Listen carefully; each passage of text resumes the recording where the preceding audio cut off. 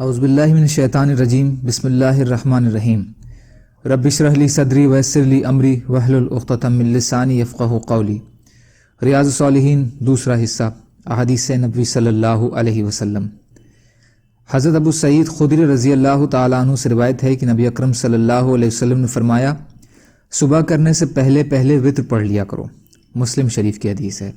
فائدہ، اس میں بھی صبح صادق سے پہلے وطر ادا کرنے کے لیے کا حکم دیا گیا ہے۔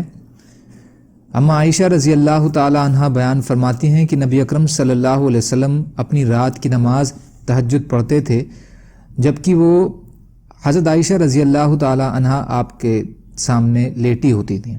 جب آپ کے وطر باقی رہ جاتے تو انہیں بھی جگا دیتے اور وہ وطر پڑھ لیتے۔ مسلم شریف۔ اور مسلم کی ایک اور روایت میں ہے کہ اس طرح ہے کہ جب آپ کے وطر باقی رہ جاتے تو آپ فرماتے، عائشہ کھڑی ہو اور وطر پڑھ لو۔ فائدہ، اس سے ایک تو یہ معلوم ہوا کہ نمازی کے آگے قبلہ رخ کوئی سویا ہوا ہو تو نماز پڑھی جا سکتی ہے۔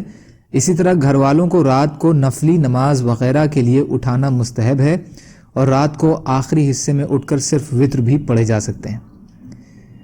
حضرت ابن عمر رضی اللہ تعالیٰ عنہ سے روایت ہے کہ نبی اکرم صلی اللہ علیہ وسلم نے فرمایا، صبح ہونے سے پہلے وطر کے ادا کرنے میں جلدی کرو۔ ابو داؤد، ترمذی، حسن صحیح۔ حضرت جابر رضی اللہ تعالیٰ عنہ سے روایت ہے کہ رسول اللہ صلی اللہ علیہ وسلم نے فرمایا، جس کو یہ اندیشہ ہو کہ وہ رات کے آخری پہر کو نہیں اٹھ سکے گا، اس کو چاہیے کہ وہ رات کے اول حصے میں وطر پڑھے، اور جس کو رات کے آخر میں اٹھنے کی امید ہو وہ رات کے آخر میں وطر پڑھ لے، اس لیے کہ رات کے آخری پہر کی نماز میں فرشتے حاضر ہوتے ہیں اور یہ افضل بات ہے۔ مسلم شریف۔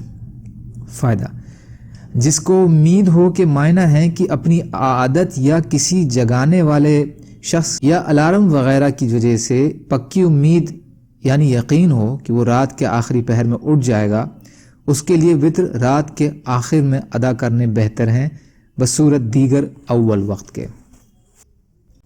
اللہ تعالیٰ کہنے سننے سے زیادہ عمل کی توفیق عطا فرمائے، اور مظلوم کشمیریوں، فلسطینیوں اور دیگر ممالک میں جہاں بھی مسلمان بھائی بہن پریشان حال ہیں، یا اللہ آپ ان کی مدد فرمائیے اور ہم کو بھی اپنی استعداد کے بقدر اپنا حق ادا کرنے والا بنائیے، آمین۔ سبحان اللہ و بحمدہ، سبحانک اللہم بحمدک، اشہد ان لا الہ الا انت، استغفرک و اتوب الیک۔ سبحان ربک رب العزت عما یصفون، وسلام علی المرسلین، والحمد للہ رب العالمین، برحمتک یا ارحم الراحمین۔ لا الہ الا اللہ محمد رسول اللہ۔